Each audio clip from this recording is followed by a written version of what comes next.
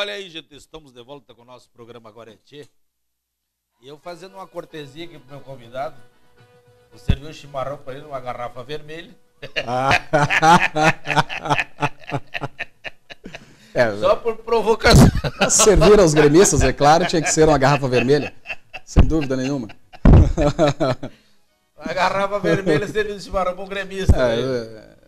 Tá a caráter. É, que bom. Mas agora tivemos a música aí com a Berenice Azambuja, uma figura muito querida. E a Berenice Azambuja é natural da região das Missões, é natural lá da minha terra natal, inclusive, de Santo Ângelo. Ela é natural do interior de Santo Ângelo, bem conhecida da minha família lá, inclusive. E o Dr. Carlos Barcelos morava em Porto Alegre e era vizinho dela. Na Teixeira de Freitas, era 50 metros da casa dela. Legal. Realmente. Ela sempre E na outra rua, o Teixeirinha morava na Voltaire Pires. Também. Isso. Que tal, hein? Vizinho de dois artistas. Mas, doutor Carlos, a economia brasileira parece que se estabilizou. Com o Plano Real, que eu fui um grande crítico do plano Real, tesourei.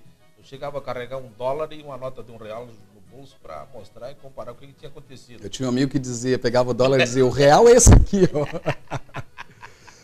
Mas parece que a economia brasileira agora estabilizou e vai adquirir uma velocidade de carreira lenta, mas vai andar. Mas progressiva. Eu entendo assim, na verdade, 94 foi um marco realmente. O Plano Real foi foi a fase em que realmente mudou essa cultura econômica no país. Nós tínhamos até então, 7 choques econômicos.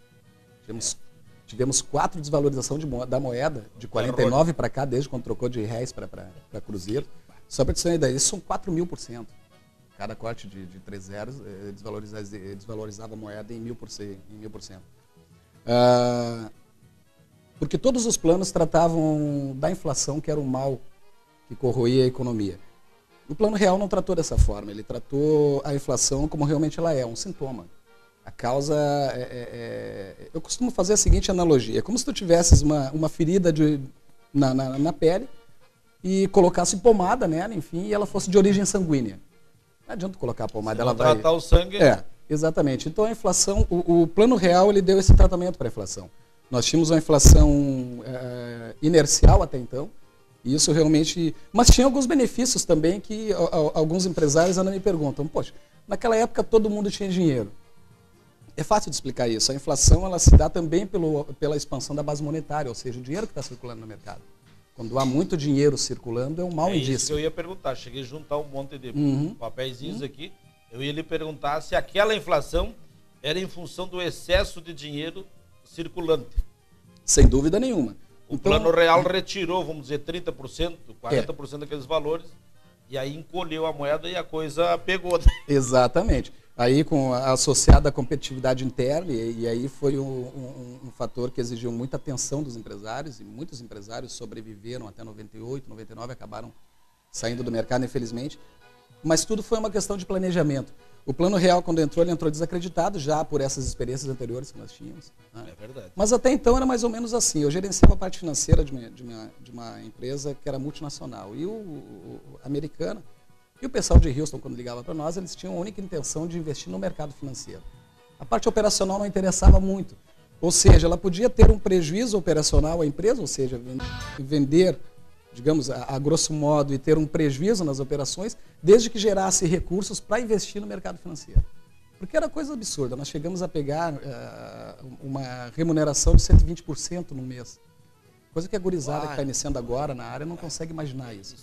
E nós tínhamos. Então o Plano Real veio e acabou com isso. E aí começou a competitividade, ou seja, o foco no produto, na rentabilidade. Nós temos que gerar produtos com qualidade e que sejam eleitos pelo público para ser comprados. E que esse produto tenha um preço competitivo, então, e que gere lucro para nós. Então aí a coisa realmente inverteu.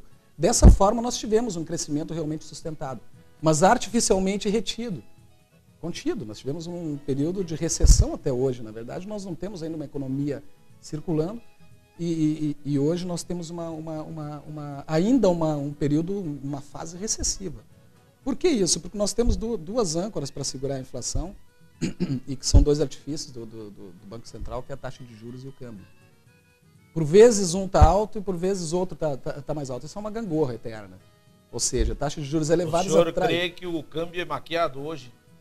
Eu acredito que sim. Acredito que sim. Por quê? Porque as taxas de juros elas estão caindo, elas estão em patamares sustentáveis e o câmbio está num patamar baixo. Isso nunca houve.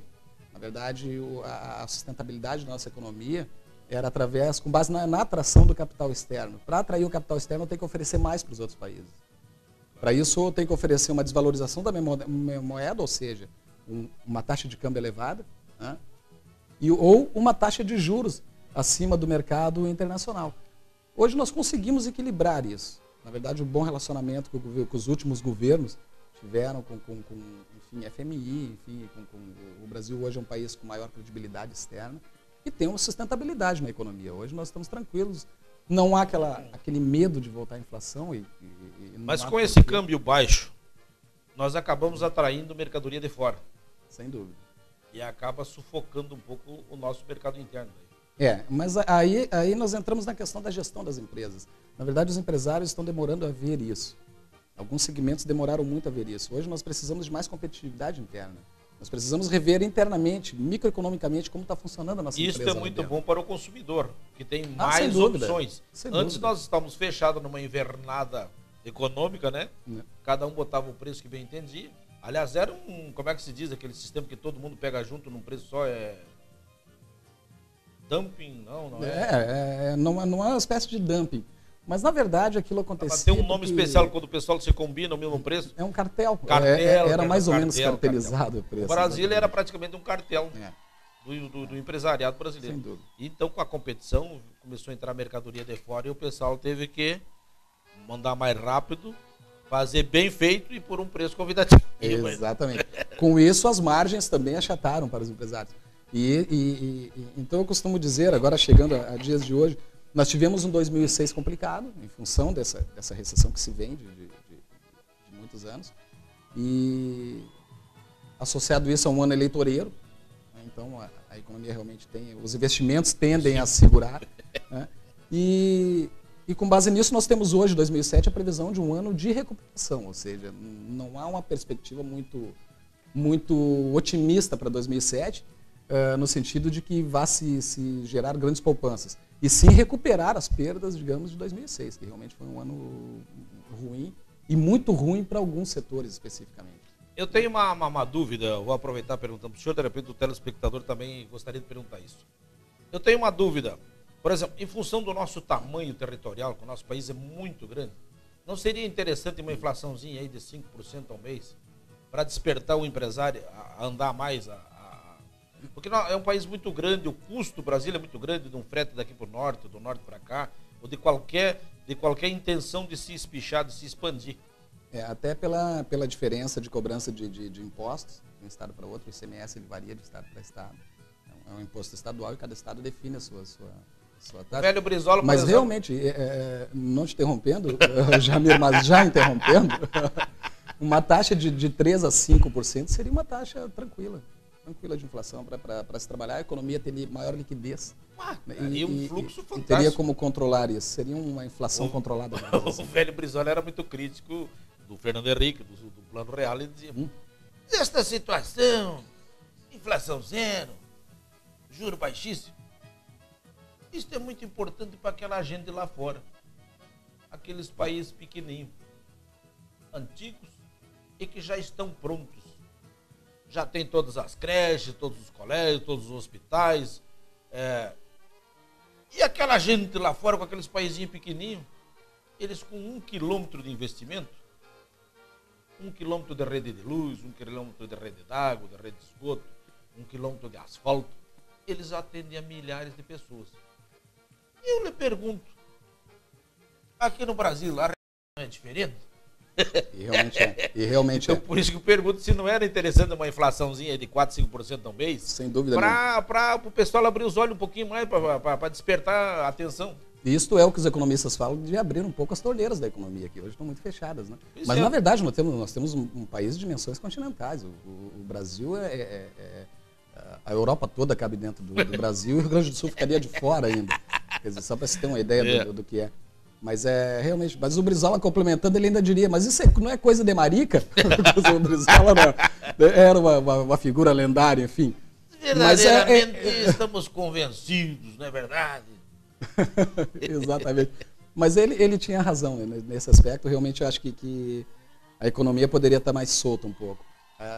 Já dá para soltar um pouco mais, com tranquilidade. Nós temos uma taxa de juros que comporta essa economia isso. Hoje não está com um aspecto meio socialista, meio comunista e controlado demais?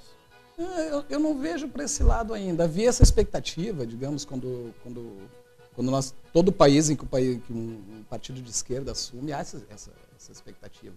Na verdade, isso não se confirmou. Nós não temos hoje uma tendência à estatização. Talvez eles tenham medo de abrir e descontrolar. Na verdade, as linhas que vinham seguindo, que vinham controlando a inflação, elas foram mantidas. E por isso hoje nós temos o controle da inflação. Na verdade, não teria como ser diferente, penso eu, que mexer em qualquer coisa naquele sentido, nas estruturas do plano ou da economia, poderia trazer sérios riscos, até por correntes políticas contrárias, enfim. Então, nós mudamos uma cultura política, nós entramos numa outra ideologia completamente diferente política nos últimos 2 mandatos. Então, olha aí, gente, nosso programa agora é tchê, vamos chamar uma música e voltamos já, o Dr. Carlos Barcelo, e uma pergunta derradeira daí sobre a venda do Grupo Ipiranga.